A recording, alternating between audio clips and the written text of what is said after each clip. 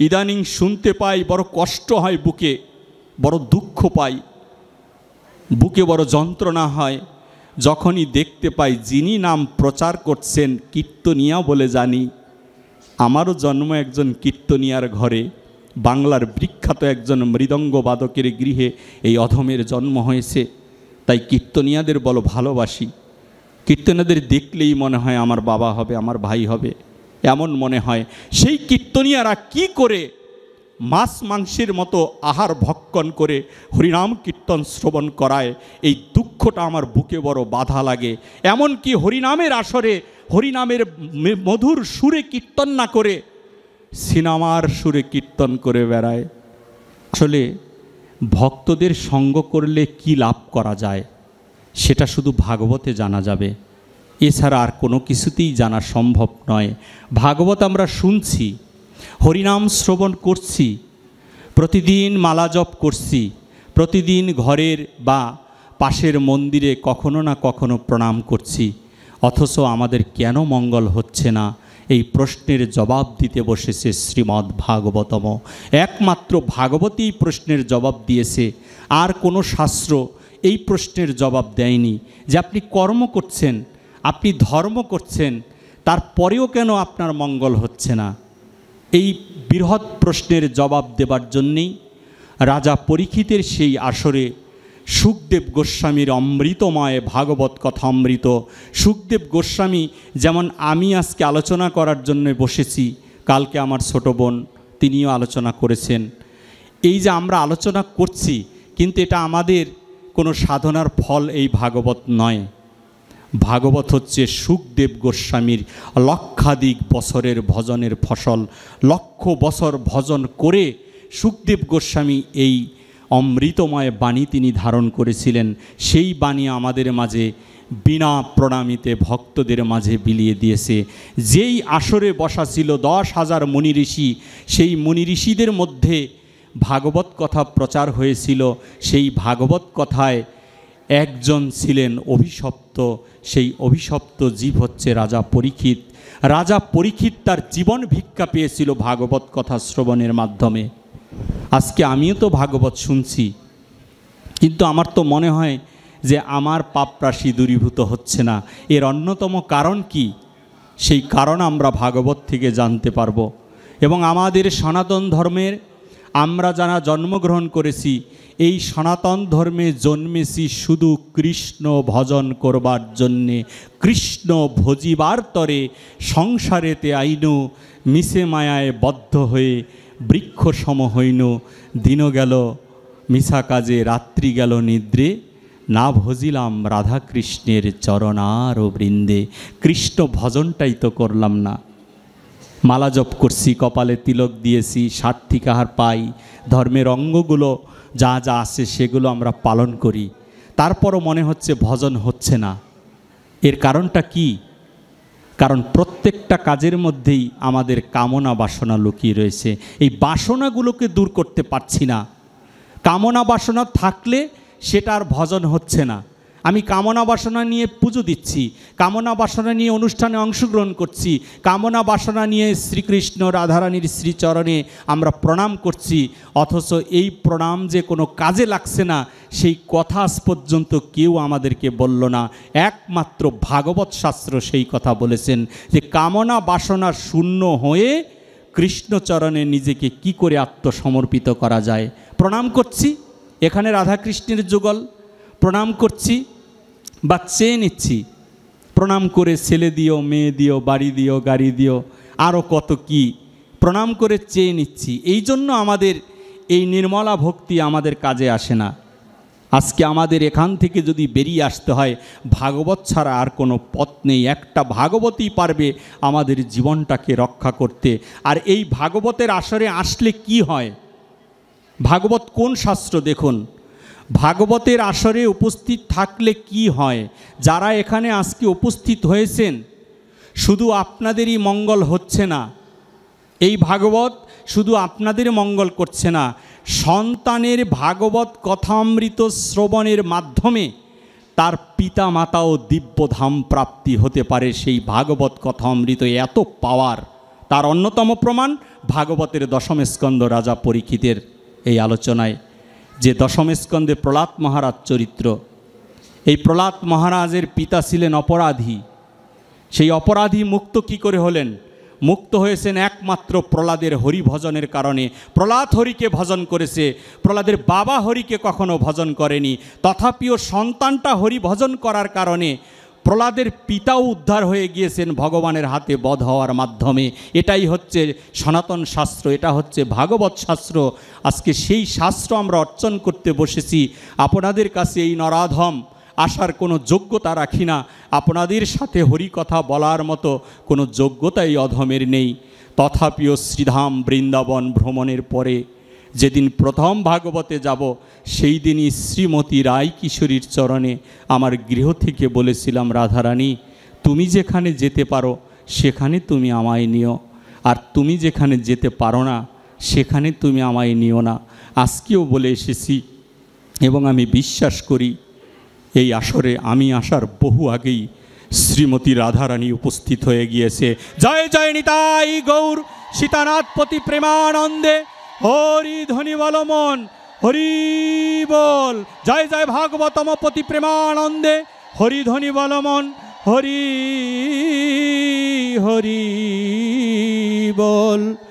ওং গুরু ব্রহ্মা গুরু বিষ্ণু গুরুদেব মহেশ্বর, গুরুরেব পরম ব্রহ্ম তস্मै শ্রী গুরুবে নমঃ। অখণ্ড মণ্ডলাকারং ব্যাপ্তং যেন চরাচরম তদপদদর্শিতং যেন তস্मै শ্রী গুরুবে নমঃ। বাঞ্ছাকল্পতরুভস্য কৃপা সিন্ধু ভয়েব চ পতিতানং পাবনেভ্যো বৈষ্ণবেভ্যো নমো নমঃ। বৃন্দেয়ৈ তুলসী দেবয়ৈ প্রিয়ায়ৈ কেশব সচা বিষ্ণুভক্তি প্রদে দেবী সত্যবতৈ নমো নমঃ। হে কৃষ্ণ করুণা সিন্ধু দীনবন্ধু জগৎপতি গোপীশ গোপিকাকান্ত রাধাকান্ত নমস্তুতে। তপ্ত কাঞ্চন গৌরাঙ্গী রাধে বৃন্দাবনেশ্বরী বিশোভানুসুতে দেবী প্রণমামি হরিপ্রিয়ে। জয় জয় শ্রীকৃষ্ণ চৈতন্য প্রভু নিত্যানন্দ, শ্রী অদ্বৈত গদাধর শ্রীবাসাদি গৌরভক্ত বৃন্দা। হরে কৃষ্ণ কৃষ্ণ কৃষ্ণ হরে হরে, হরে রাম রাম রাম হরে হরে। প্রিয় ভক্তবৃন্দ, আপনাদের উপস্থিতির মাধ্যমে আজকের এই মন্দির আর মন্দির নেই। আপনাদের উপস্থিতি যেখানে হয় সেটা হয় নবমধুর বৃন্দাবন। আর সেই বৃন্দাবনে যদি আর কেউ নাও থাকে, সেই বৃন্দাবনে একমাত্র বৃন্দাবনেশ্বরী শ্রীমতী রাধারানী উপস্থিত থাকে। আর রাধারানী আপনাদের কাছে টেনে টেনে এই অধমকে নিয়ে আসে বলেই বারে বারে আপনাদের কাছে হয়তো চলে আসি। এই কলির যুগের পাবন অবতারী শ্রীমান চৈতন্য মহাপ্রভু আর কেউ নয়, তিনি হচ্ছেন সেই বৃন্দাবনের গোপন তত্ত্ব শ্রীমতী রাধারানী। ওই রাধা রূপ ধারণ করে আমাদের মাঝে নবদ্বীপে উপস্থিত হয়েছেন। এই চৈতন্য মহাপ্রভু তিনি ভগবান হয়ে আসেনি, তিনি ভক্ত হয়ে নিজে আচরণ করে জীবকে শিক্ষা দেবার জন্যে এসেছে। কথায় কথায় নিতাই গৌরের দোহাই দেই, কথায় কথায় হরিনামের দোহাই দেই, কিন্তু নিতাইকে কি ভালোবাসি? মহাপ্রভুকে কি ভালোবাসতে পেরেছি? যদি ভালোই বাসতাম তাহলে মহাপ্রভুর এই মহাহরিনাম কীর্তন, যেই নাম যজ্ঞের কারণেই এই কলি ধন্য হয়েছে, যেই নাম গোলকে গোপনে ছিল, সেই নাম প্রকাশ করেছে দাদা নিতাইয়ের মাধ্যমে। সেই নিতাইকে আমাদের মনে পড়ে না। এখন যে যুগ, এই যুগে আমাদের জন্ম, একটু হরিকথার সাথে যুক্ত থাকার চেষ্টা করছি বলে আমরা যেখানে যাই সেখানে ভক্তবৃন্দরা আমাদেরকে প্রণাম করতে আসে, আমাদেরকে ধূপ ধুনো দিয়ে এগিয়ে নিতে আসে। কত সম্মান করে, অথচ আমার নিতাই যেদিন নাম বিলিয়েছিল সেই দিন এই সনাতনীরা ঘরের দরজা বন্ধ করে দিয়েছিল। এই সনাতনীদের কাছে নিত্যানন্দ প্রভু জল খেতে চেয়েছিলেন, এক গ্লাস জল পর্যন্ত নিতাইকে দেওয়া হয়নি। তথাপিও নিতাই কাউকে অভিশাপ করেনি। নিত্যানন্দ প্রভু জল চেয়েছে, বলেছে আমাকে এক গ্লাস জল দাও, হরিনাম করতে করতে আমার গলাটা শুকিয়ে গিয়েছে, দাও না এক গ্লাস জল। কি ভাগ্য এদের! নিতাই তথাপিও ওই রকম একটা বাড়িতে গিয়ে বলে আমাকে এক গ্লাস জল দাও। নিতাইকে জল দিচ্ছে না এরা। এরা হিন্দু, মুসলিম, বৌদ্ধ, খ্রিস্টান কেউ নয়, সনাতনীর ঘরে গিয়ে চেয়েছে যে মা কেউ আসো, আমাকে এক গ্লাস জল দিবে। আর নিতাইকে দেখে ঘরের দরজা বন্ধ করে দেওয়া হয়েছে। তথাপিও নিতাই বলছে আরেকবার গেট নক করো, একটু জল খেয়ে যাই। যেচে যেচে সাধুসঙ্গ শিক্ষা দিচ্ছেন নিতাই। মহাপ্রভু তখন সন্ন্যাসে। নিতাই গিয়ে বারবার বলছে একটু জল দাও না। স্বামীর কাছে যায়, গেট বন্ধ করে দেয়। স্ত্রীর কাছে যায়, গেট বন্ধ করে দেয়। আর মহাপ্রভু বলছেন নবদ্বীপবাসীকে বলছেন আমার আর সহ্য হয় না, দাদারই অপমান। একবার জানো এই নবদ্বীপবাসী কলসির কানা মেরে নিতাইয়ের কপাল ফাটিয়ে দিয়ে রক্তে ভরে দিয়েছিল নিতাইয়ের অঙ্গ। তারপরেও নিতাই বলেছে মেরেছিস কলসির কানা, তাই বলে কি প্রেম দিব না? দুই বাহু তুলে একবার হরি বলে ডাক, তাহলেই কৃপা করে দিব। আজকে সেই নিতাইকে ওরা জল দিচ্ছে না। আজকে আমি যদি আপনাদের গৃহে যাই, আমাকে যদি জল না দেন, চাইলে বসতে চাইলে বসতে না দেন, দ্বিতীয়বার হয়তো আমি যাব না কখনোই আপনার গৃহে। কিন্তু এটা নিতাইয়ের শিক্ষা নয়। নিত্যানন্দ প্রভু বারে বারে ঘরটাকে নক করে বলছে এক গ্লাস জল দাও না, একটুখানি, আমি একটু খেয়েই চলে যাব, তোমাদের কোনো ক্ষতি করব না। বলেছে এই মরার হরিনাম আমরা শ্রবণ করব না, তুমি বাড়ি থেকে বেরিয়ে যাও। কে তুমি? বের করে দিচ্ছে বারবার। তারপরেও নিতাই বলছে দাও না এক গ্লাস জল। প্রভুর সাথে থাকা ভক্তরা সহ্য করতে পারছে না যে এই অপমান আর সহ্য হয় না, ওদেরকে অভিশাপ দিয়ে দাও প্রভু, এক্ষুনি অভিশাপ করো, না হলে তোমার সাথে আর কখনো যাব না। নিতাই বললেন তোরা অভিশাপ দিস নে, এই জীবকে আমি অভিশাপ দিয়ে যাচ্ছি।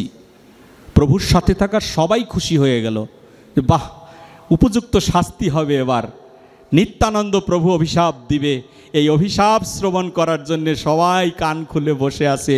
নিতাই বললেন এই বাড়ির সীমানা যখন আমি পেরিয়ে, এই বাড়ি থেকে যখন বেরিয়ে চলে যাব, আমি এই অভিশাপ তোদের দিচ্ছি যে আমাকে এক গ্লাস জল পর্যন্ত তোরা দিলি না, তথাপিও তোদের এই অভিশাপ দিচ্ছি, আমি বাড়ি থেকে বেরিয়ে যাওয়ার সাথে সাথে যে জল আমাকে দেওয়া হলো না, সেই নয়ন জলে ভেসে ভেসে কৃষ্ণ কৃষ্ণ কৃষ্ণ বলে তোরা কেঁদে বেড়াবি। এত বড় মহাকৃপা। আজকে সেই নিতাইয়ের মহাদান হরিনাম, সেই হরিনামটাকে কুলুষিত করা হচ্ছে। আশ্চর্য ব্যাপার, ভুলে গেলে এত তাড়াতাড়ি নিতাইকে। যার চরণের মধ্যে আশ্রয় নিয়েছেন চৈতন্য মহাপ্রভু, বলেছিলেন বাজার থেকে যিনি কিনে আনতে পারে, বাজারে নিয়ে যিনি আমাকে বিক্রি করতে পারে, তার নাম হচ্ছে নিতাই। সেই দাদাকে কিনিয়া লহ ভজ গৌর হরি। যদি মহাপ্রভুকে পেতে হয় নিতাইকে আগে কিনতে হবে। ওরে একলা নিতাই, একলা নিতাই, একলা নিতাই, একলা নিতাই, হরিনাম দিয়ে জগৎ মাতালে আমার একলা নিতাই। প্রভু একাই হরিনাম করে এই জগৎকে মাতিয়ে দিয়েছেন। সমস্ত দেব দেবতা মুনি ঋষিরা তাকিয়ে তাকিয়ে দেখেছেন কি করে শুদ্ধ হরিনাম কীর্তন করা যায়। শুদ্ধ ব্যক্তির মুখে শুদ্ধ হরিনাম শ্রবণ করতে হবে।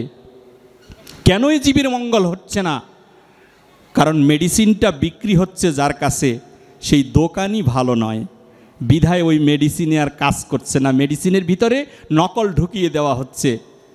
আজকে হরিদাসের মুখে হরিনাম শ্রবণ করে লক্ষ হীরার মতো পতিতা উদ্ধার হয়ে গিয়েছে। কেন? কারণ হরিদাস হচ্ছে শুদ্ধ পাত্র। ওই শুদ্ধ পাত্রের মুখে হরিনাম শুনে একটা পতিতা উদ্ধার হয়ে গিয়েছে। তাই হরিকথা আমরা শুনব, শুদ্ধের মুখে শুনব। যেইখানে ফোন করলে বলে 20,000, ফোন করলে বলে 50,000, ফোন করলে বলে 10,000, এই জায়গা থেকে হরিনাম শুনে এই সনাতনীরা কি লাভ করতে পারবে সেটাই হচ্ছে বিচারের বিষয়। আজকে আপনাদের এই আসরে থাকা এই যে ছোট মেয়েটা, হয়তো উনি এখনও পর্যন্ত স্টুডেন্ট, উনি আপনাদের মাঝে এসে হরিকথা বলার চেষ্টা করে। আমার মনে হয় না উনি দামাদামি করে হরিকথা বলে। এটা মাছ বাজার নয় গো। আপনাদের কাছে আসি, হ্যাঁ আপনাদের কাছে দাম চাইব, কিন্তু কি চাইতে এই ভাগবত সবাই আসতে হয়? আপনি কি আমি কি চাইতেই সবাই আসব সেটাই তো এখনও পর্যন্ত জানা হলো না। একটা জিনিস চাওয়ার জন্য আসি, সেই জিনিসটা হচ্ছে সাধুগুরু বৈষ্ণবের চরণ ধুলি। একমাত্র এই ধুলি চাইবার জন্যে আপনাদের কাছে আসার কথা, অথচ চেয়ে নিয়ে যাচ্ছি টাকা পয়সা। আজকে ভাগবত আমাদেরকে নিদর্শন দিচ্ছেন। ভাগবতে 18,000 শ্লোক, 18,000 শ্লোকের শেষ শ্লোক ভাগবত আলোচনা করে। প্রথম শ্লোক কি ভাগবতের? আপনাদের এখানে প্রচুর ভাগবত হয়, জিজ্ঞেস করলে হয়তো খুঁজে পাই না। প্রথম শ্লোক হচ্ছে ওং নমো ভগবতে বাসুদেবায়। এই শ্লোকের মাধ্যমে 18,000 শ্লোক শুরু হয়েছে। ওং নমো ভগবতে বাসুদেবায়, এটা হচ্ছে ভাগবতের প্রথম শ্লোক। আর শেষের শ্লোকটা কি? 18,000 শ্লোক। ভাগবতের প্রথমটা জেনেছি, শেষেরটা হচ্ছে নাম সংকীর্তন জৈসীয় সর্বপাপ প্রণশনাম প্রণাম দুঃখ সমন হরি প্রিয়তাং। ভাগবত কি দান করলেন আমাদের? ভাগবত বলছেন নাম সংকীর্তন জৈসীয়। নাম সংকীর্তন যখনই জীব করবে, জৈসীয় মানে যখনই, নাম সংকীর্তন জৈসীয় সর্বপাপ প্রণশনাম। নাম সংকীর্তন করলে জীবের আর পাপ থাকবে না। প্রণাম দুঃখ সমন, প্রণাম করলে আর দুঃখ থাকবে না। প্রণাম করব কাকে? হরি প্রিয়তাং। হরি হচ্ছে পরমেশ্বর ভগবান শ্রীকৃষ্ণ, আর প্রিয় হচ্ছে শ্রীমতী রাধারানী। এই যুগলকে যখন এ জীব প্রণাম করবে তখন আর জীবের দুঃখ বলে থাকবে না। ভাগবত বলেছেন, এটা আমার কথা নয়, ভাগবতের শেষের কথা। নাম সংকীর্তন জৈসীয় সর্বপাপ প্রণশনাম প্রণাম দুঃখ সমন হরি প্রিয়তাং। ভাগবতের কত মধুময় শ্লোক। সেই আসরে বসে আজে বাজে ভাষায় ভাগবত আলোচনা হয়। কি লজ্জার বিষয়! সনাতনীরা বসে বসে শ্রবণ করি, কেউ কিছু বলি না। বধির আমরা, আমাদের কপালে কি ভাগবত থাকবে? আমরা বধির, আমরা অন্ধ, তাই তো এই হরিকথা আমাদের ক্রিয়া করে না। প্রণাম করলেই চেয়ে বসি, বলছে প্রণামও মঙ্গল, প্রণাম করলেই মঙ্গল হবে। কিন্তু প্রণামটা দেই ঠিকই, ওই কাজটা আমরা ঠিকই করি, প্রণামটা দিচ্ছি, বাট কিভাবে দিচ্ছি? প্রণাম দেওয়ার সাথে সাথেই বলছি বাবা একটু আশীর্বাদ করে যান। আমাদের কি অনেকে বলে, কি বলে কি না, প্রণাম দিলেই বলে কি একটু আশীর্বাদ করেন। বরিশালে একটি পাঠে গিয়েছি, আমাকে প্রণাম করে বলতেছে বাবা আপনার নাম শুনে অনেক দূর থেকে এসেছি, আমাদের একটু আশীর্বাদ করেন। বলে কি আশীর্বাদ করব? বলে আমার মেয়েটা ভার্সিটিতে পড়ে, ভালো যেন একটা স্বামী পেয়ে যায়। আমার এই মামা আছে সাথে, উনি সাক্ষী, বলেছে যেন ভালো একটা স্বামী পেয়ে যায়, সেই আশীর্বাদ করেন। কি চেয়ে নিল দেখুন। তখন আমি বললাম যে ঠিক আছে, তুমি আমার চেয়ে সুন্দর একটা স্বামী লাভ করো। এইটাকে কোন মাইন্ডে সে নিল জানি না। প্রসাদ পাবার পরে বিদায় নিচ্ছে, আবার প্রণাম করতে এসেছে, বাবা আমরা খুব খুশি হয়েছি, ভালো একটা আশীর্বাদ দিয়েছেন। আর আমার মেয়ে কি বলেছে জানেন? আমি বলছি কি বলেছে? বলছে আপনি বলেছেন না আপনার চেয়ে ভালো একটা স্বামী যেন পায় আমার মেয়ে। আর আমার মেয়ে বলেছে ওনার চেয়ে ভালো লাগবে না, এর মতো পেলেই হবে। এই তো হচ্ছে সনাতনীর অবস্থা।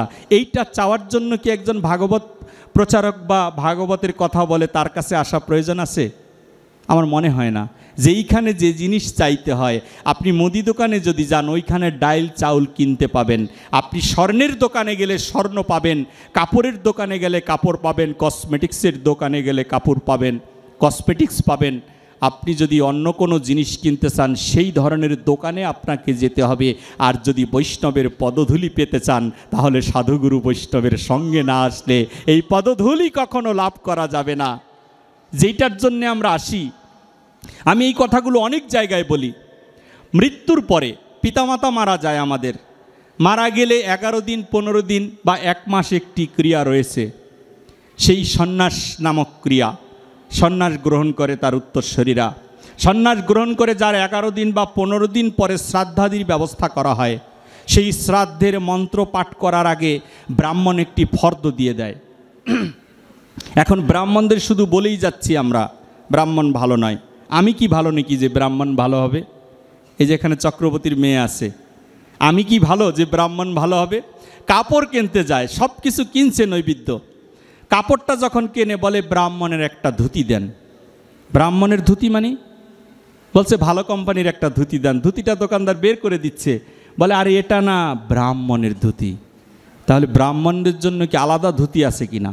এবার ধুতিটা খুলে দেখি যে এই ধুতি আর পরার কোনো উপায় নেই, নিচে জিন্সের প্যান্ট পরে তারপরে ধুতি পরতে হবে, ওই ধুতিটা ব্রাহ্মণের কপালে আসে। তাহলে মন্ত্রটা কি ভালো হবে নাকি?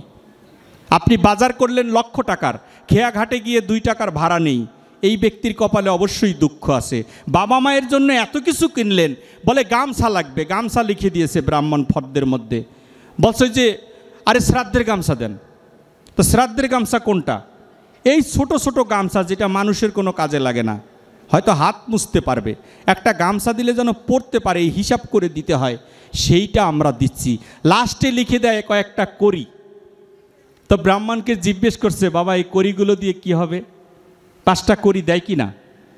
ব্রাহ্মণরা করিগুলো লিখে দেয়। করি আনলে ব্রাহ্মণ কি বলবে? ব্রাহ্মণ তো ওই নৈবেদ্য দেখেই মাথা নষ্ট, কি দিল কিছু তো বলতে পারে না। তা যখন ওই করিগুলো দিয়েছেন, বলছে করি দিয়ে কি হবে? বলছে আরে মূর্খ, বুঝতে পারছো না করি দিয়ে কি হবে জানো না? এই করি দিয়ে তোমার বাবা ওই ভবনদী পার হয়ে যাবে, পারের ভাড়া দিবে না, সেই ভাড়া হচ্ছে এই পাথরের করি। আপনারা বিশ্বাস করুন, এই করি কখনো ওই ভবনদীর পারে যাবে না। ভবনদী পারে যাবার একটা করির নাম হচ্ছে একমাত্র বৈষ্ণবের পদধূলি। এই পদধূলিয়েই ওই ভবনদীর পারে গিয়ে আপনাকে এই ভবনদীটা পার করে দিয়ে আসবে। এজন্যই সাধু সঙ্গের ব্যবস্থা করা হয়েছে। শুধু ব্রাহ্মণদেরকে বকে যাচ্ছি, চৈতন্য মহাপ্রভুকে আমরা এত মানি, মহাপ্রভু ব্রাহ্মণদেরকে কখনো বকেনি। মহাপ্রভুর কথা দোষ দেওয়া হয় যে ব্রাহ্মণদেরকে অপমান করেছে প্রভু আমার। বিশ্বাস করেন, শাস্ত্র পড়ে দেখেন, মহাপ্রভুকে এখনও আমরা জানতে পারিনি বলে আমাদের এই দশা হয়েছে। মহাপ্রভুর চেয়ে বেশি সম্মান ব্রাহ্মণদের আর কেউ করেনি। ভগবান হয়ে রামচন্দ্র এসেছে, ভগবান হয়ে শ্রীকৃষ্ণ এসেছে, ভগবান হয়ে বামন অবতার এসেছে, ভগবান হয়ে যত যত রূপ আমরা লাভ করেছি, কেউ মহাপ্রভুর চেয়ে বেশি সম্মান ব্রাহ্মণদেরকে করেনি। মহাপ্রভু পিণ্ডি দানের জন্যে কাশীধামে গিয়েছিলেন, গয়াতে পিণ্ডি দিয়েছেন। পিণ্ডি দিতে গিয়ে গয়াসুরের বক্ষের উপরে পড়ে পড়ে কাঁদছেন। গয়া তো একটা অসুর, অসুরের বক্ষের উপরে শুয়ে মহাপ্রভু কাঁদছেন। চৈতন্য চরিতামৃত পড়ে দেখবেন, সুন্দর অধ্যায়, এত দারুণ গ্রন্থ। চৈতন্য চরিতামৃততে মহাপ্রভু বলছেন, গয়াসুর তুমি কি ভাগ্যবান, তুমি অসুর হয়েও তোমার বক্ষের উপরে বিষ্ণু চিহ্ন রয়েছে, আমার বিষ্ণু তোমার বক্ষে পা রেখেছে। গয়াসুর তোমার মতো সৌভাগ্যবান আর কেউ হবে না। কেঁদে কেঁদে চোখের জলে ওই গয়াসুরের বক্ষ ভাসিয়ে দিয়েছে। কেন? কারণ গয়াসুর অভিশপ্ত হয়ে অসুর রূপে জন্মগ্রহণ করেছিলেন। অসুর রূপে জন্মগ্রহণ করার পরে গয়াসুরকে বলা হয়েছিল, তুমি কি চাও বলো, তোমার জন্য একটু ছাড় রয়েছে। তুমি অভিশপ্ত জীবন লাভ করেছো, তুমি অসুর হয়ে গয়ায় যাবে, একটা ধাম হবে তোমার নামে, কিন্তু তোমার একটা স্বীকৃতি আছে, সেই জন্য কিছু চেয়ে নাও। নারায়ণের কাছে চেয়ে নিলেন গয়াসুর। বলেছে, প্রভু আমি দেখতে পেয়েছি, আমি জানতে পেরেছি সত্য ত্রেতা দাপর কলি 4টা যুগ হচ্ছে। এই 4টা যুগের মধ্যে কলির যুগে তুমি শ্রীমতী রাধারানী রূপ ধারণ করে মহাপ্রভু রূপে যাচ্ছ। প্রভু তুমি কৃপা করে একদিন গয়াতে আসবে। অসুর হয়েছে, কি হয়েছে, আগেই তো কৃপা চেয়ে নিয়েছে। বলেছে, কৃপা করে আমি গয়ায় গেলে কি হবে? তখন বলেছে, মহাপ্রভু রূপে যেদিন তুমি গয়ায় পিণ্ডি দান করতে যাবে, আমি তো অসুর হয়েছি, আমার বক্ষে বড় যন্ত্রণা প্রভু, এই যন্ত্রণার বক্ষ মাঝে যদি তোমার অমৃতময় এই মাথা রাখো, তাহলে আমার হৃদয়খান শীতল হয়ে যাবে। সেই জন্য মহাপ্রভু আমার ওই গয়াসুরের বক্ষের মধ্যে শুয়ে শুয়ে ওকে শীতল করার জন্যে ক্রন্দন করছে। মহাপ্রভুকে ধরে যখন উঠিয়েছেন, তখন দেখে তার সারা শরীর গরম হয়ে আছে। কি হয়েছে প্রভু? বলেছে, বিমারি হয়েছে। বিমারি হলে কি করতে হয়? দাওয়াই খিলাইতে হয়। দাওয়াই মানে মেডিসিন, আর খিলানো মানে খাওয়ানো। বলেছে দাওয়াই খিলাও। কিভাবে খাওয়াতে হবে? বলছে সুবে দুপুর শাম 3 টাইম সে আসা আলা দাওয়াই খিলায়। 3 টাইম, সুবে দুপুর শাম, সকাল দুপুর সন্ধ্যা 3 টাইমে ওষুধ খাওয়াইতে হবে, তাহলে ওনার জ্বর ভালো হবে। বিভিন্ন ওষুধ নেওয়া হয়েছে, কোনো ঔষধে মহাপ্রভুর জ্বর ভালো হয়নি। এরপরেও যদি ব্রাহ্মণরা মহাপ্রভুকে দোষ দেয়, তাহলে সেটা না জেনে দোষ দেওয়া হবে। মহাপ্রভুকে ভক্তরা জিজ্ঞেস করলেন, তুমি কিসে সুস্থ হবে বলো? তোমার সুস্থতার জন্য কোনো ডাক্তার বা কোনো কবিরাজ এই বিশ্ব ব্রহ্মাণ্ডে নেই মাধব, তুমি কৃপা করে বলে দাও তুমি কিসে সুস্থ হবে। তখন মহাপ্রভু মুখ দিয়ে কোনো রকমভাবে ভক্তদের কাছে বলেছিলেন, বিপ্রক পাদক ধোয়া জল, যদি ব্রাহ্মণের চরণ ধৌত জল এনে আমায় দিতে পারো তাহলে আমি সুস্থ হয়ে যাব। একটা ব্রাহ্মণের চরণ ধৌত জল খেতে চেয়েছে মহাপ্রভু। আর সেই ব্রাহ্মণরা যদি আমরা বলি যে মহাপ্রভু আমাদেরকে বকেছেন, মহাপ্রভু বকেননি। মহাপ্রভু বকেছেন কাদের? ব্রাহ্মণের ছেলে হয়ে সিগারেট খায়, ব্রাহ্মণের ছেলে হয়ে মাছ মাংস খায়, ব্রাহ্মণের ছেলে হয়ে মালা জপ না করে, ব্রাহ্মণের ছেলে হয়ে আজে বাজে জায়গায় ঘুরে বেড়ায়, ব্রাহ্মণের ছেলে হয়ে সুদের ব্যবসা করে, ব্রাহ্মণের ছেলে হয়ে স্বর্ণের বাটের মধ্যে পাইন দিয়ে স্বর্ণ বিক্রি করে। এদেরকে মহাপ্রভু দেখতে পারেনি। মহাপ্রভু বলেছেন, তুমি চণ্ডাল হলেও দোষ নেই, যদি তোমার কৃষ্ণ স্মৃতি জ্ঞান জাগ্রত হয় তাহলে তুমিই হচ্ছ ব্রাহ্মণ। আর যদি ব্রাহ্মণের চক্রবর্তীর ঘরে জন্ম নাও আর যদি কৃষ্ণ ভুলে যাও তাহলে তোমাকে ব্রাহ্মণ বলে আমরা মানি না। এইটা ছিল মহাপ্রভুর কথা। আজকে মহাপ্রভুকে ভুল বোঝানো হচ্ছে এই সমাজকে। আমি ভিলিপ্পি ভাগবতের আসরে বলতে পারি, মহাপ্রভুর জীবনীটা একটু দেখুন, আপনাদের জীবন যাত্রা পরিবর্তন হয়ে যাবে। ওরে বৃন্দাবনে যাব আমি, ওই না বৃন্দাবনে যাব রে, ব্রজ গোপীর দ্বারে দ্বারে কবে খাবো। ব্রজগোপীর দ্বারে যাব। ব্রজগোপী কোথায়? ব্রজগোপীকে খুঁজতে খুঁজতে কেউ ব্রজগোপীকে পায় না, কিন্তু রাধারানীর কৃপাতে, রাধারানীর অভিশাপে রাধারানী বলেছেন, যেখানে সাধুগুরু বৈষ্ণবের আগমন হবে সেটা হবে মধুর বৃন্দাবন, আর সেই বৃন্দাবন ধাম মাঝে আমি রাধারানী উপস্থিত থাকব, আর রাধারানী যেখানে থাকবে সেখানে মধুর বৃন্দাবন হবে। আজকে ব্রজগোপীদের সাথে হরি কথা হচ্ছে।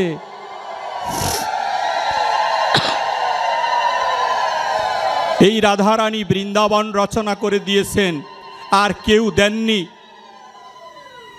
এই ভবনদীর কান্ডারি যদি হয় কেউ কলির যুগের, সে হচ্ছে শ্রীমতী রাই কিশোরী, অথচ তাকে সিনেমার নায়িকা বানিয়েছি আমরা। রাধারানী সিনেমার নায়িকা, আর নায়ক হচ্ছেন শ্রীকৃষ্ণ। গোকুল ধামে আপনারা হয়তো অনেকে গিয়েছেন। এই অধমের যাওয়ার একটু ভাগ্য হয়েছিল।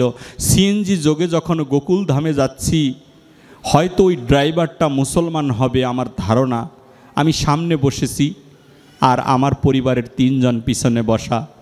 কথা বলতে বলতে যাচ্ছি, আধো আধো বাংলা জানে আর মাঝে মধ্যে হিন্দি বলছে আমার সাথে। কথা বলছি, একটা বৃদ্ধ লোক সামনে পড়ল,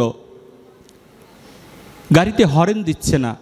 আমি বলছি, হরেনটা দিচ্ছেন না কেন? মুরব্বিটা তো গাড়ির নিচে পড়বে। গাড়িটাকে ব্রেক করে বলছে, রাধে রাধে। কয়েকবার রাধে রাধে বলল, আর মুরব্বিটা পেরিয়ে গেলেন। আমি বললাম, আপনি হরেন দিলেন না কেন? ওই ড্রাইভারটা আমাকে শিক্ষা দিচ্ছে, সে আমার ধর্মের নয়।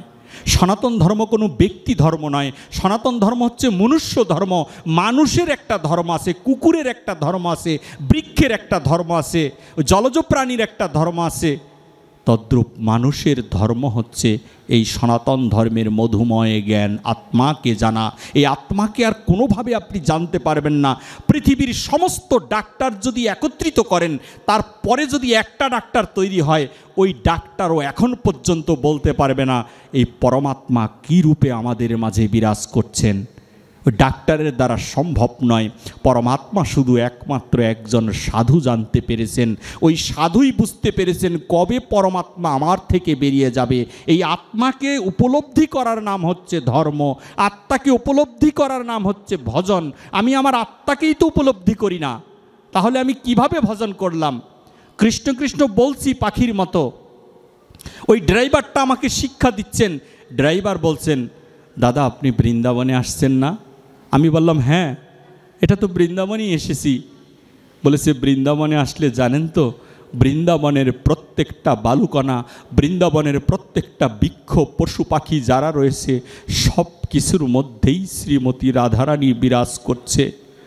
আর তাই যদি হয়, এই লোকটা যদি রাধারানী রূপে আমাদের সম্মুখে এসে থাকে, বৃদ্ধর সেজে যদি আমাদের সামনে আসে আর হরেন দিলে যদি রাধারানীর ডিস্টার্ব হয়ে যায়, সেই জন্য আমি হরেন দেইনি। উনি যদি রাধারানী হয়ে আসে, সেই জন্য রাধে রাধে বলে ওনাকে একটু আনন্দ দান করে দিলাম। আমরা বৃন্দাবনবাসী অন্য কিছু জানি না, কৃষ্ণ ভজন করতে চাই না, আমরা শুধু একটা ভজন করতে চাই, কৃষ্ণের দাসের অনুদাস ভক্ত ভজন, যেটা শ্রীমতী রাধারানী ভজন। বলেছে একবার যদি কেউ বদন ভরে, ভক্তি ভরে নয়ন জলে ভেসে ভেসে যদি রাধে রাধে বলে ডাকে, তাহলে কৃষ্ণ প্রাপ্তি এমনিতেই লাভ হয়ে যায়। আজকে রাধারানীকে ভুলে গিয়েছি আমরা। যেই রাধারানী তার জীবনকে বাজি রেখেছে, যেই রাধারানী তার ঐশ্বর্যকে বাজি রেখেছে, সমস্ত কিছু বাজি রেখে রাধারানী বৃন্দাবনের দ্বারে দ্বারে ঘুরে ঘুরে ব্রজবাসীকে শিক্ষা দিচ্ছেন কি করে কৃষ্ণ ভজন করতে হয়। রাধারানী শিক্ষা দিতে দিতে হঠাৎ করে তাকিয়ে দেখে ওই নন্দগ্রামে একজন ভজন করছে, বিজন ব্রহ্মচারী। বিজন 1000 বছর আয়ু পেয়েছিল। এই বিজন ব্রহ্মচারী ভজন করেছে 1000 বছর। 1000 বছর শেষের দিনটিতে পরমেশ্বর ভগবান শ্রীকৃষ্ণের কৃপা হয়েছিল। কৃষ্ণ নন্দগ্রামে গিয়ে ওই বিজন ব্রহ্মচারীর সম্মুখে দাঁড়িয়ে আছে, যেই কৃষ্ণের জন্য আমরা কত পূজা অর্চনার আয়োজন করি, কিন্তু কৃষ্ণ তো তোমার আমার পূজা চায় না, কৃষ্ণ খুশি হয় তার ভক্ত সেবার মাধ্যমে। বলেছে আমার সেবা নয়, আমার ভক্তির সেবা শ্রেষ্ঠ। তাই কৃষ্ণ সেবা নয়, কৃষ্ণ ভক্ত সেবাই হচ্ছে ভাগবত সেবা। এই ভাগবত সেবা, এটা শিক্ষা পাওয়ার জন্যে আমরা এসেছি। যখন গিয়েছেন বিজন ব্রহ্মচারীর সম্মুখে, পরমেশ্বর ভগবান নিজে গিয়ে বলছে, ও বিজন, আমি এসেছি। বিজন বলেছে, কে তুমি? বলেছে, আমি নন্দের নন্দন পরমেশ্বর ভগবান শ্রীকৃষ্ণ। বলেছে, প্রভু তুমি এসেছো? বলেছে, হ্যাঁ। আমাকে একটু তাকিয়ে দেখো। বিজন নিচের দিকে তাকিয়ে, কেন আমার সাথে কথা বলছো? পরমেশ্বর ভগবান কৃষ্ণ যদি আমার কাছে আসে, আপনার কাছে আসে, আমরা কি ব্যবহার করব? ব্যবহার তো জানি না, উনি তো চলে যাবেন। তাই শিক্ষা দিচ্ছেন শ্রীমতী রাধারানী নিজে। ললিতা বিশাখাকে এই হরিকথা শোনাচ্ছেন। বলেছে, ওই দেখ বিজন গিয়েছে, বিজনের কাছে, বিজনের কত ভাগ্য রে, বিজনের কাছে গিয়ে কৃষ্ণ দাঁড়িয়ে আছে, অথচ কৃষ্ণকে কত কেউ ভজন করছে, কেউ লাভ করতে পারছে না। বিজনকে বলছে, ও বিজন, আমার দিকে তাকাও। আর বিজন বলল, প্রভু বাসনা নেই, তোমার দিকে তাকাবার বাসনা নেই। বলেছে, আমার ভুবন ভুলানো এই রূপ তুমি দর্শন করবে না? কৃষ্ণের কেমন রূপ ছিল? কৃষ্ণ 64 গুণের অধিকারী ছিলেন। 55 গুণে মানুষ। আমরা যে দাবি করি আমরা মানুষ, 55টা গুণ আছে তো আমাদের। 55 গুণে মানুষ, 60 গুণে হচ্ছে দেবতা, 50 গুণে মানুষ, আমার ভুল হয়েছে, 50 গুণে মানুষ, 55 গুণে হচ্ছে দেবতা।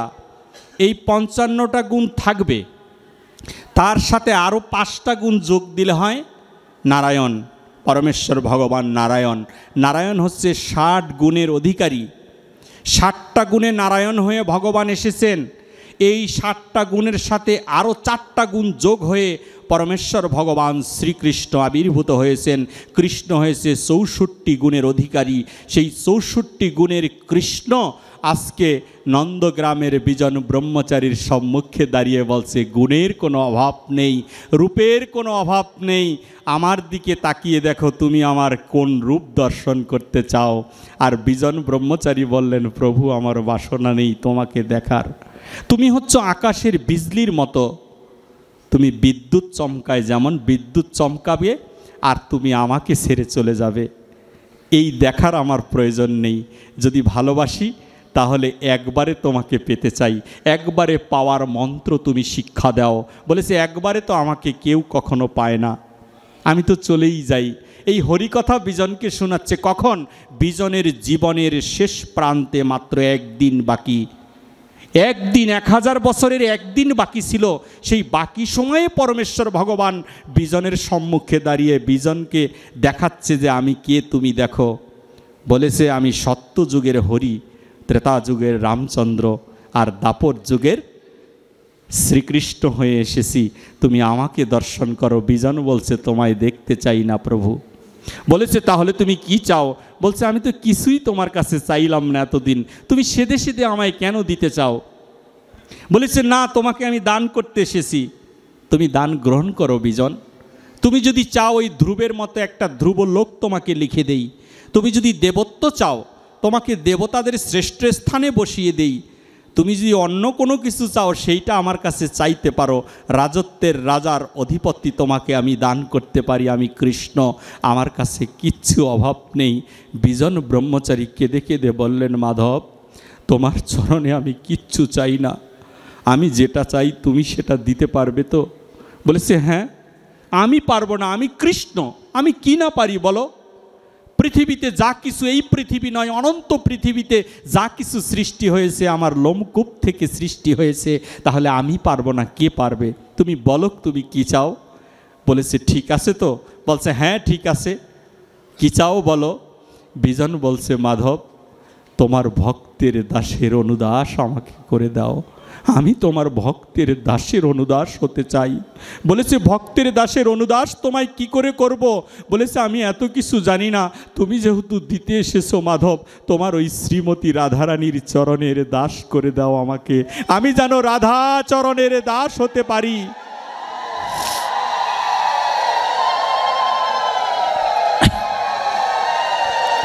বলেছে রাধা চরণের দাস তুমি কি করে হবে?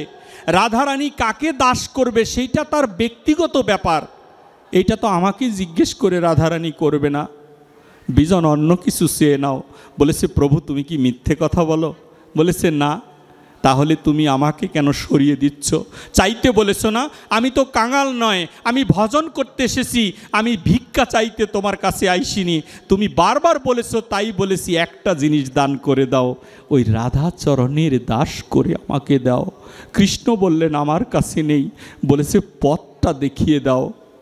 তখন পরমেশ্বর ভগবান নিজেই অশ্রু জলে তিনি বর্ষিত হয়ে গেলেন, তার বক্ষ ভেসে গেল যে অনন্ত বিশ্বের সমস্ত কিছু চিনতে পারলাম, কিন্তু আমার ভক্তকে আজও পর্যন্ত চেনা হলো না, ভক্তকে আজও পর্যন্ত আমার জানা হলো না। সমস্ত কিছুকে ধ্বংস করে দিলেও তারপরে ভক্ত বলে মাধব তুমি ভালো থাকো, এটাই তো হচ্ছে ভক্ত।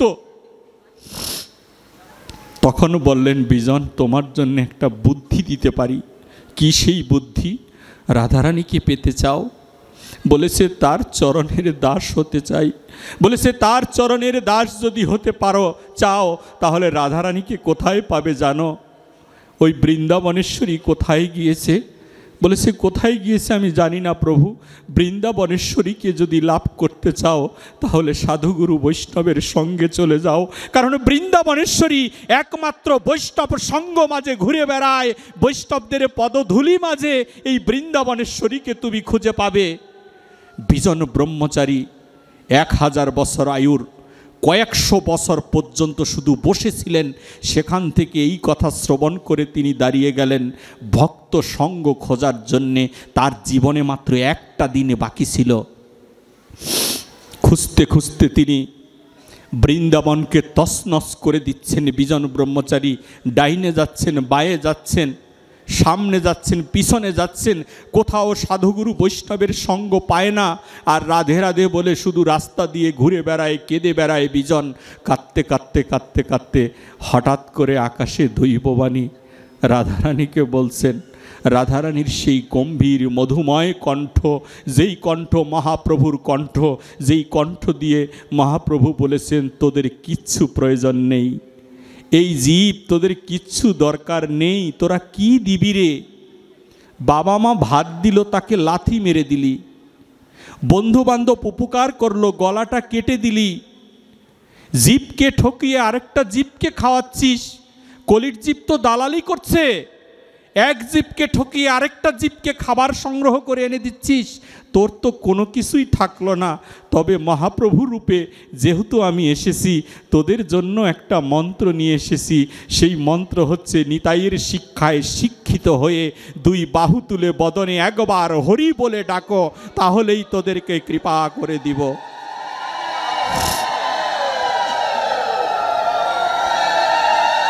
বিজন ব্রহ্মচারী বৃন্দাবনে ঘুরতে ঘুরতে তিনি ক্লান্ত হয়ে গেলেন। তিনি জানেন না আজকে জীবনের শেষ দিন। আকাশে গম্ভীর কণ্ঠে রাধারানী বলছে, ও বিজন। বলছে, কে কে তুমি? বলছে, বিজন, আমাকে চিনতে পাও না? এই শব্দটা বড় মধুর শব্দ। আমরা কোনো কিছু অর্জন করতে পারিনি, আজকে আপনাদের মাঝে আপনাদের চরণ দর্শনের জন্যে আমাদের কাছে সেই সুদূর শরিয়াতপুর থেকে সুকরঞ্জন দাস মহাশয় এবং নিত্যানন্দ সেবাশ্রম থেকে কয়েকজন ভক্তরা এখানে উপস্থিত হয়েছেন, এবং গৌরাঙ্গ বাবাজির মতো একজন বাবা এখানে উপস্থিত হয়েছেন। ওনাদের মতো বৈষ্ণবদের সম্মুখে হরিকথা কৃষ্ণ কথা বলার যোগ্যতা আমি রাখি না। ননী বিশ্বাস উপস্থিত হয়েছেন পরীক্ষিত বাবু, উপস্থিত হয়েছে নারায়ণ বাবু। এদের মতো বৈষ্ণবদের চরণ দেখব বলে, এদের চরণ ধুলি গায়ে মাখব বলে, আর এরা এসেছে আপনাদের পদধূলি কুড়িয়ে নেবার জন্যে। বিজন ব্রহ্মচারী যখন ঘুরে বেড়ায়, ঘুরতে ঘুরতে ঘুরতে ঘুরতে আকাশে শব্দ, বিজন কোথায় খুঁজে বেড়াচ্ছ আমাকে? বলছে, কে তুমি? এমন মধুর কণ্ঠ কোনোদিন শ্রবণ করিনি। আমি কি কখনো শ্রবণ করেছি এই মধুর কণ্ঠ? আপনাদেরকে আমি একটি কথা বলে যাই, আমার জীবন থেকে নেওয়া এই কথা। কিঞ্চিত পরিমাণ কামনা বাসনা শূন্য হয়ে, আপনারা কামনা বাসনা শূন্য রয়েছেন, তারপরেও বলছি কামনা বাসনা শূন্য হয়ে ভাগবতে আসুন, কামনা বাসনা শূন্য হয়ে হরিনামের আসরে আসুন। আপনারা একদিন, 2 দিন, 3 দিন, বেশি দিন আসতে হবে না। অল্প দিন আসলেই রাস্তাঘাটে একদিন না একদিন দেখবেন আপনাদের নাম ধরে কেউ ডাকছে যে চলো না একটুখানি। রাধারানী বিজনকে বলছে, ও বিজন, তুমি কি খুঁজে বেড়াচ্ছ বিজন? বলছে, কে তুমি? তোমাকে তো চিনতে পারলাম না। বলেছে, মূর্খ, আমাকে খুঁজছিস আর আমায় চিনতে পারছিস না? তুই তাকিয়ে দেখ তুই কোথায়। বলেছে, আমি তো এখন বর্ষনাতে রয়েছি। এই বর্ষনার পাহাড়ের উপরে কখন উঠেছে বিজন জানে না, বর্ষনাতে রয়েছে। সেই বর্ষনার মধ্যে তাকিয়ে দেখে বর্ষনা গ্রামে। বলেছে, বর্ষনা তুমি কি করে আনলে?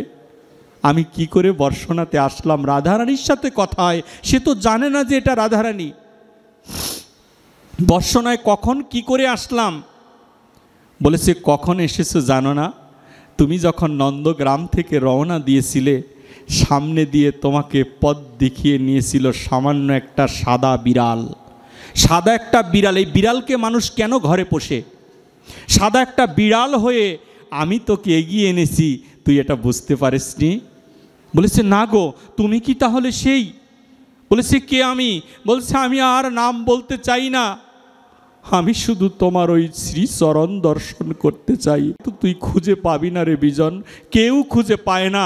পরমেশ্বর ভগবান শ্রীকৃষ্ণ, সেও বৃন্দাবন লীলায় রাধিকা চরণে শুয়ে শুয়ে কাঁদছে। রাধারানী, একটু কৃপা করো রাধারানী, তোমার কৃপা ভিন্ন আর কোনো কলিকে উদ্ধারের ব্যবস্থা নেই।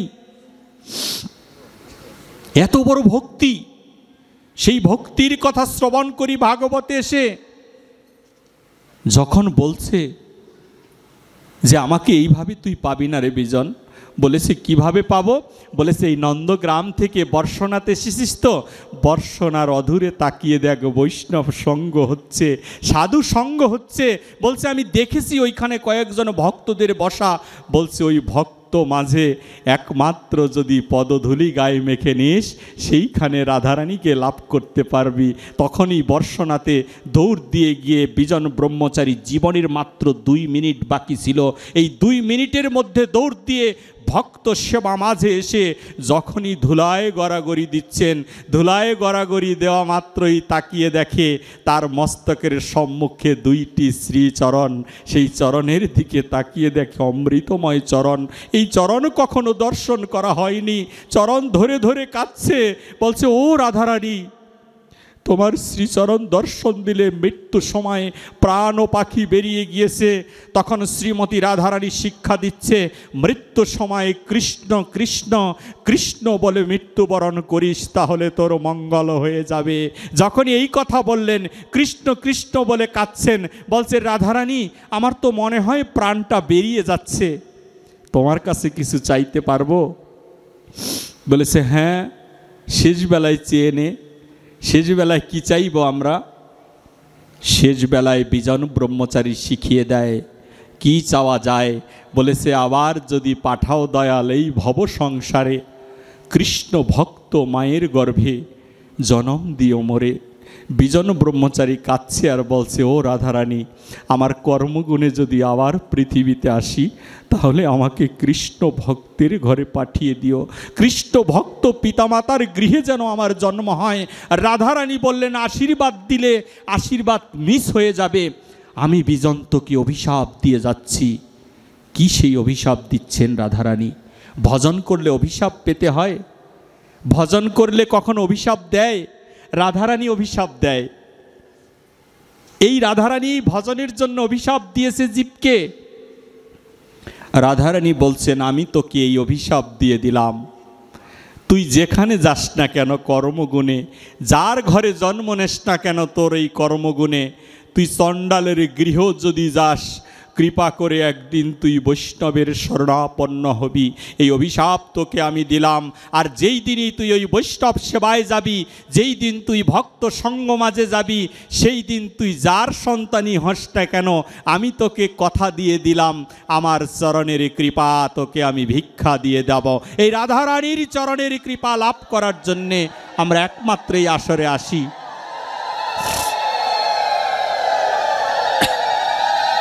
ওরে তোমরা যাকে গৌর বলো, ওরে আমি বলি রাধে, জন্ম জন্মের অপরাধ বাধায় আমার কাঁধে। জন্ম জন্মান্তরের অপরাধ নিয়ে পৃথিবীতে এসেছি, কিন্তু এই মহাপ্রভু সে আর কেউ নয়, সে হচ্ছেন একমাত্র বৃন্দাবনের গোপন তত্ত্ব শ্রীমতী রাধারানী। আজকে ব্রজগোপীদের নিয়ে কত কথা বলা হয়। ব্রজগোপী কেমন বলুন তো? ব্রজগোপী কখনো দেখেছি? ব্রজগোপীদের নিয়ে কখনো চিন্তা করেছি ব্রজগোপী কেমন? আমি এখনো পর্যন্ত ব্রজগোপী আমার চোখে দেখিনি, কিন্তু আপনাদের এই আসরে যখনই উপস্থিত হই তখনই মনে হয় এই বৃন্দাবন ধামে আমার সম্মুখে যারা বসা তারা হচ্ছেন পরমেশ্বর ভগবানের অপার কৃপায় যারা আবির্ভূত হয়েছিলেন বিশ্ব ব্রহ্মাণ্ডকে ধন্য করার জন্যে। আমার সম্মুখে বসা আপনারা সকলেই হচ্ছেন সেই ব্রজগোপী। এই ব্রজগোপীদের পদধূলি কুড়াবার জন্যে একমাত্র এই ধামে এসে থাকি। কিন্তু দুঃখের বিষয়, হয়তো ভাগবতের এই কথা কীর্তনের সাথে যুক্ত থাকার জন্যে অনেকে শুধু টাকাটাকেই প্রাধান্য দিচ্ছেন। ফোন করে বলে আপনি কেন নেবেন না প্রণামী? প্রণামী না নেন সমস্যা নেই, গাড়ি ভাড়াটা দিয়ে দিচ্ছি। গাড়ি ভাড়া না নেন তাতে সমস্যা নেই, আপনার জন্ম একটা আশ্রমে, ওই আশ্রমের উন্নয়নের জন্য আমরা কিছু করতে চাই। এত ব্যস্ত এই জীব দেবার জন্যে। কিন্তু আমি পণ করেছি যে আমার গৃহে ভগবান কৃপা করে যে সন্তান দিয়েছে তাদের পাশাপাশি ভাগবত নামক আমার একটি সন্তান আছে, যেই সন্তানের কাছে আমি কিচ্ছু চাই না, তারপর ওই ভাগবত আমাকে সেদে সেদে অনেক কিছু দান করে দিচ্ছে, বৈষ্ণবদের কাছে নিয়ে আসছে।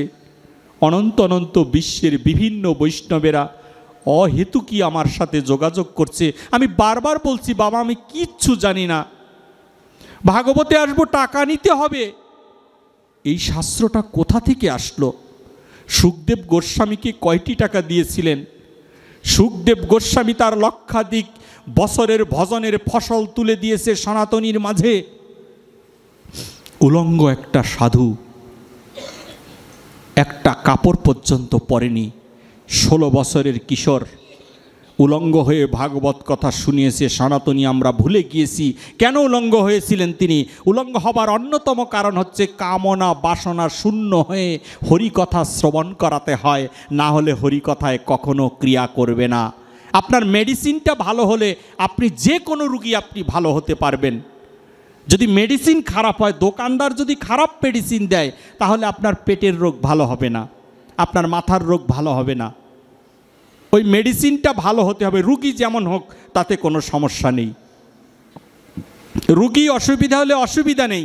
আমি প্রত্যেকটা জায়গায় গিয়ে বলি, বরিশালের এক ভক্ত 1 বছর পর্যন্ত অপেক্ষা করলেন যে প্রভু আপনার একটা লাইভ প্রোগ্রাম আমি দেখতে চাই, ইউটিউবে আর ভালো লাগছে না। ভাগ্যক্রমে গেলাম, যাওয়ার আগে ওনাকে ফোন করলাম, বাবা আপনার জেলায় তো আসছি। বলছে ঠিক আছে মহারাজ, খুব ভাগ্য ভালো, কালকে আপনার দর্শন পেয়ে যাব। পরের দিন যখন গেলাম, বাবা তো আমাকে ফোন দিচ্ছে না। আমি ওনাকে ফোন করে বললাম, বাবা আমি তো আপনার জেলায় চলে এসেছি, আপনি তো থাকবেন তো আসরে? বাবা বলছে, বাবা আমি একটু ঝামেলায় পড়ে গেছি, আমি আসতে পারবো না। আমি বললাম ভাগবতে আসতে পারবেন না কেন বাবা? বলছে না, আমাকে কেটে দিচ্ছে ফোন। আমিও বেহায়ার মতো আবার ফোন দিচ্ছি, কারণটা কি? এই লোকটা আমায় দেখতে চেয়েছে, লোকটা আমার ভাগবত শুনবে বলেছে, কি হলো এমন যে তাকে আমি এইভাবে আনতে পারবো না? কারণটা কি? আমি কারণটা জানার জন্য বারবার তাকে ফোন দিচ্ছি, আর সে লজ্জা পেয়ে যাচ্ছে। আমাকে কি বলে জানেন? আমাকে বলছে, বাবা মহারাজজি কিছু মনে করবেন না, আমি আজকে মাংস দিয়ে ভাত খেয়েছি। কি বলছেন আপনি? বলছে হ্যাঁ। তো ঠিক আছে, আর কাউকে বলা দরকার নেই, আপনি আসরে আসুন। বলছে না বাবা, ওইখানে গেলে আপনাকে প্রণাম করতে ইচ্ছে হবে, ওইখানে গেলে আপনাকে আলিঙ্গন করতে ইচ্ছে হবে। আপনি নাকি ভাগবত শেষে আবার আলিঙ্গন করেন সবার সাথে, যে যায়, কোনো বাজ বিচার নেই। তখন আমি কি করব? এই সব খাবার খেয়েছি দুপুরবেলা, এখন আমি আসরে যেতে পারবো না। আমি বলেছি কৃপা করে আপনি আসুন, এই আসরে একজন থাকে, তার কৃপা যদি হয় এই আসরে আসলে আপনার একটা বৈষ্ণবের দর্শন হতে পারে। যদি একজন বৈষ্ণবের দর্শন হয়ে যায় তাহলে মনের ময়লা দূরীভূত হয়ে যাবে, আর মনের ময়লা দূরীভূত হলে বৈষ্ণব দর্শনে যায় মনের ময়লা, আর পড়শিলে হয় ভাব তরঙ্গ। আর ওই বৈষ্ণব যদি আপনাকে স্পর্শ করে তাহলে আপনার দেহটা হবে ভাবের তরঙ্গ। কৃপা করে আসবেন কি দয়া করে? সেই ভক্ত এসেছিলেন ওই আসরে। ভক্ত যখন ওই আসরে উপস্থিত হয়েছে, উপস্থিত হয়ে ভাগবত শ্রবণ করার শেষে এসে আমাকে প্রণাম দিয়ে দূর থেকে বলছে, বাবা আমি সেই নরাধম যে আপনার ভাগবতটা আজকে শ্রবণ করেছি সম্মুখে থেকে। আমিও তাকে প্রণাম করলাম, সেও আমাকে প্রণাম করলো। পরের দিন থেকে আমার কানে ফোন আসে যে আজকে থেকে পণ করেছি বাবা, এই জীবনে কোনো দিন বাজে খাবার খাবো না। এখনও পর্যন্ত আমি খবর নিয়ে দেখি প্রতিদিন তিনি হরে কৃষ্ণ কৃষ্ণ কৃষ্ণ হরে হরে, হরে রাম রাম রাম হরে হরে, এই মালা জপ না করে তিনি কোনো আহার গ্রহণ করেন না। আজে বাজে আহার তার দূরীভূত হয়েছে। আমি সেই দিনও তার সাথে কথা বললাম। আমি বলেছি, বাবা ওই আসরে বোধহয় আপনি একজন ভক্ত দর্শন করেছিলেন। এই ভক্ত দর্শনের জন্যে আমরা আসি এখানে। এত লক্ষ লক্ষ ভক্ত প্রয়োজন নেই মহাপ্রভুর। এখানে যত হাজার হাজার ভক্ত আপনারা হয়েছেন, আমার চোখে আপনারা সবাই কৃষ্ণ ভক্ত, পরম কৃষ্ণ ভক্ত আপনারা। কিন্তু বিশ্বাস করেন, সবার ভিতরে যদি অসুরত্ব থাকেও কলির যুগ শাস্ত্র বলছে এত দরকার নেই, এর মধ্যে একটা বৈষ্ণব থাকলে ওই বৈষ্ণবের পদধূলির গুণে আমি তোমাদের দিব্য ধাম প্রাপ্তি করে দিব, ওই দিব্য ধামে নিয়ে যাব তোমাদেরকে। আজকে যেই ছোট মেয়েটা ভাগবত পাঠ করে, এই আপনাদের সম্মুখে বসা, এই আসরে উনি ভাগবত পাঠ করেছে গতকালকে এখানে বসে। আমার জীবন তো ধন্য হয়ে গিয়েছে। উনি যে আসরে বসা, সেই আসরে বসে আমিও আপনাদের সাথে সঙ্গ করছি, কারণ ওনার এই বয়সেই কৃষ্ণ স্মৃতি জ্ঞান জাগ্রত হলো। উনি কেমন ভক্ত সেটা আমি জানি না, কিন্তু নিঃসন্দেহে ওনার বাবা মা হচ্ছে পরম কৃষ্ণ ভক্ত, নাহলে এমন সন্তানের জন্ম দেওয়া যায় না। এমন সন্তানের জন্ম দিতে হলে আগে নিজেকে কৃষ্ণ ভক্ত হতে হবে। কৃষ্ণ ভক্তের সংজ্ঞাই তো আমরা জানি না। আমাদের কত বন্ধু, ইংরেজি কবি বলেছেন, man can not live on along, no person can be happy without friends. বন্ধু বান্ধব ছাড়া কেউ সুখী হতে পারে না। Man can not live on along, মানুষ একা বাঁচতে পারে না। Man can not live on along, মানুষ একা বাঁচতে পারে না। No person can be happy without friends, বন্ধু বান্ধব ছাড়া কেউ সুখী হতে পারে না। কিন্তু সেই বন্ধুটা হয় দুষ্কৃতী বন্ধু আমার। ওই বন্ধু গলা কেটে টাকা নিয়ে যায়। আমি তো বিশ্বাস করি এই মেয়েটার যদি কেউ প্রকৃত বন্ধু হয়, তাহলে ওর জীবনটা ধন্য হয়ে যাবে। এই বয়সে সে ভাগবতের সাথে জীবন বেঁধেছে। আমার একটা ছোট মেয়ে আছে, ওই মেয়েটা আমাকে খোঁটা দিয়ে বলে যে তোমার চেয়ে আমি বেশি সুকৃতিবান। আমি বললাম কেমন করে? বলছে তুমি 26 বছর বয়সে বৃন্দাবনে এসেছো, আর আমি মাত্র 7 বছর বয়সে শ্রীধাম বৃন্দাবনে উপস্থিত হয়েছি। সেই বৃন্দাবন তত্ত্ব জানার জন্য ভাগবতে আসি। ভাগবতে এসে রাজনৈতিক কথা হয়, ভাগবতে এসে কার ছেলে বিয়ে হলো, কার মেয়ে বিয়ে হলো, সেইগুলো নিয়ে কথা বলা হয়, রাষ্ট্রীয় সমস্যা নিয়ে কথা বলা হয়। এটা তো ভাগবত নয়। ভাগবতী এটা জানার জন্য এসেছি। ভাগবতে কি জানার জন্য আমরা আসি? মহাপ্রভুকে বলছেন বারে বারে, চৈতন্য চরিতামৃততে আলোচনা করছেন। মহাপ্রভু বলছেন গোপী কেমন, গোপীদের আলোচনা করছেন। ও রামানন্দ, গোপী কেমন বলো তো? কে কৃষ্ণ ভজন করতে পারবে? এই যুগল ভজন কারা করবে?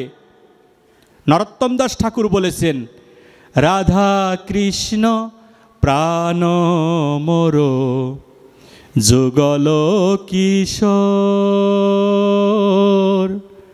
রাধা কৃষ্ণ প্রাণ মোর যুগল কিশোর,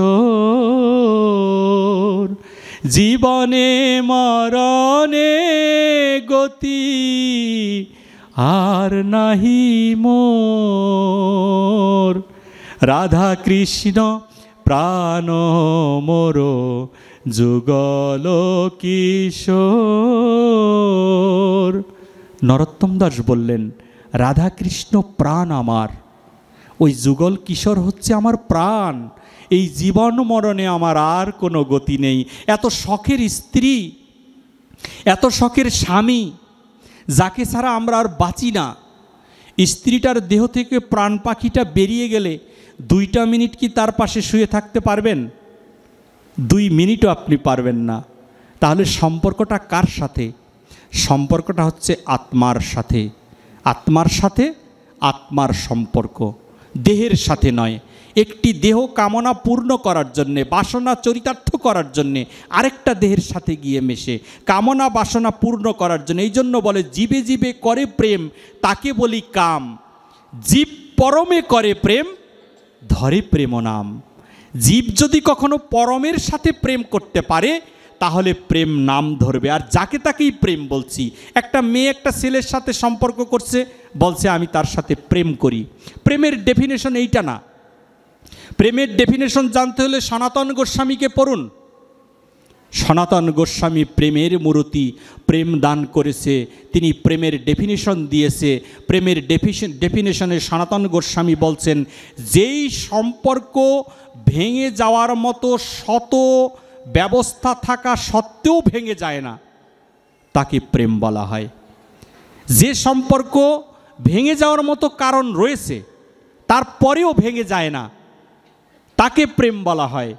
এই সম্পর্কটা কার সাথে হয়? এই জীবের সাথে হয়। একটা ছেলে মেয়ে প্রেম করে 1 বছর, 6 মাস, 2 বছর, 5 বছর, বলে প্রেম করি ওর সাথে, একজনকে একজন না দেখলে আর ভাল লাগে না, স্বার্থটা উদ্ধার হয়ে গেলে লাথি মেরে ডাস্টবিনে ফেলে দেয়। এটাকে প্রেম বলে চালিয়ে দিচ্ছে এই সমাজে। এইটা প্রেম নয়। প্রেম হচ্ছে নির্মলা ভক্তি। যেই ভক্তি আপনি মন্দির ঘরে গিয়ে করবেন, যেই ভক্তি ভাগবতে এসে করবেন, কোন প্রেম? পরমকে জানার নাম হচ্ছে প্রেম। আসো অনলে অনিলে চির নভনীলে, ভূধর সলিল গহনে, আসো বিটপি লতায় জলদেরও গায়, শশী তারকায় তপনে। এ নয়ন তোমায় পায় না দেখিতে, রয়েছ নয়নে নয়নে। এ হৃদয় তোমায় পারে না জানিতে, রয়েছ হৃদয়ে গোপনে। এই হৃদয়ে তুমি গোপনে আসো, কিন্তু হৃদয় জানতে পারে না। এই নয়নে তুমি রয়েছো মিশে, কিন্তু এই নয়ন তোমাকে দেখতে পায় না। যেমন আয়না আয়নাকে দেখতে পায় না, তদ্রূপ এই নয়নে ভগবান লুকিয়ে রয়েছে, তারপরেও তাকে আমরা দর্শন করতে পারি না। এই যে আমি কথা বলছি, আপনারা শ্রবণ করছেন, কে শ্রবণ করায় আর কে শ্রবণ করে সেই কথাটাই আমাদের জানা হয়নি আজ পর্যন্ত। এই ভাগবত শুনতে এসেছি, ভাগবত কে শোনে আর ভাগবত কাকে শোনাতে হয় সেই কথা জানি তো। এই কথা জানলে ভাগবত শোনা সার্থক হবে। ভাগবত শুনতে আসি তো ছুটে আসি, আসলেও মঙ্গল হয়, কিন্তু চিরমঙ্গল হবার ব্যবস্থা হলে এই জিনিস আমাদেরকে জানতে হবে। বৃন্দাবনে আমরা যাই ঠিকই, বৃন্দাবনে দেহ যায়, এই ইন্দ্রিয় সকল বৃন্দাবনে যাচ্ছে। আজকে মধুর বৃন্দাবনে আপনারা এসেছেন তো, এই বৃন্দাবনে কে থাকে? আমরা সবাই জানি বৃন্দাবনে কে থাকে, কিন্তু বৃন্দাবনে সবাই আসি, আমাদের দেহ আসে, চক্ষু কর্ণ নাসিকা জিহ্বা ত্বক গুজ্জ লিঙ্গ হস্তপদ এইগুলো বৃন্দাবনে আসে, কিন্তু মন বৃন্দাবনে না গেলে এই বৃন্দাবনে যাওয়ার কোনো মানি নেই। তাই তো বলেছে মনটাকে আস্তস্ত করে পরীক্ষিতের ন্যায় তোমরা ভাগবত কথা শ্রবণ করো। আমি ভাগবতে বসার আগে শুনেছিলাম ধ্রুব চরিত্র আলোচনা করছেন, কত মধুময় কীর্তন। ধ্রুব মহারাজ কামনা বাসনা নিয়ে কৃষ্ণ ভজন করেছেন। কামনা বাসনা নিয়ে ভজনটা শুরু হয়েছে। কি কামনা? ধ্রুবর বাবার ওই রাজত্ব ধ্রুব চায়, কিন্তু ভগবান যখন প্রাপ্তি হয়েছেন তখন আর তার কামনা বাসনা থাকলো না, এবার ভগবানের চরণ চায়। আর ভগবান বলছে এটা হবে না, এই চরণে তোমায় রাখা যাবে না। তাহলে কি করতে হবে? তুমি 10,000 বছর আগে রাজত্ব করো, তারপরে তুমি আমার কাছে আবার আসবে। পাঠিয়ে দিলেন রাজত্ব করার জন্য কামনা বাসনা নিয়ে। আবার তৃতীয় স্কন্ধ দেখেন, পৃথু মহারাজ। পৃথু মহারাজ কামনা বাসনা নিয়ে ভজন করেনি। পৃথু মহারাজ যখন ভজন করছেন, ভজন করতে করতে করতে করতে পৃথু মহারাজ নারায়ণকে লাভ করলেন। পদ্মলোচন হরি পৃথুর সম্মুখে। হরি যখন সম্মুখে, পৃথু জিজ্ঞেস করলেন, প্রভু তুমি এসেছো? আর নারায়ণ বলছেন, আমি এসেছি পৃথু, আমার কাছে কিছু চাও। কতদিন লীলা চলেছে? 1 যুগ 12 বৎসর পর্যন্ত ভগবানের সাথে পৃথু লীলা করছেন। আর পৃথু মহারাজ বারবার বলছে, কিচ্ছু চাই না, কিচ্ছু চাই না, কিচ্ছু চাই না প্রভু। বলছে কেন? বলছে আমি যা চাই সেটা তোমার কাছে নেই। কি বলছো তুমি? আমার কাছে নেই। এই কথা শ্রবণ করার জন্যেই তো আমার বারে বারে পৃথিবীতে আসতে হয়। আমার কাছে কি নেই? ভগবানের কি হয়েছে জীবের সাথে লীলা করে? বৃন্দাবন লীলা করে কৃষ্ণের সাথে কি হয়েছে ভগবানের? কৃষ্ণ হয়ে ভগবান এসেছে। কৃষ্ণের কি সমস্যা হয়েছে ব্রজগোপীদের সাথে লীলা করতে, যে কৃষ্ণকে গৌর কেন হতে হলো? সে তো ভগবান, সে পূজা পাচ্ছে, সে হচ্ছে সেব্য, সে সেবক। সেবক হয়ে কেন তিনি সেব্য হতে আসলেন? তিনি সেবা কেন দিতে চাইলেন?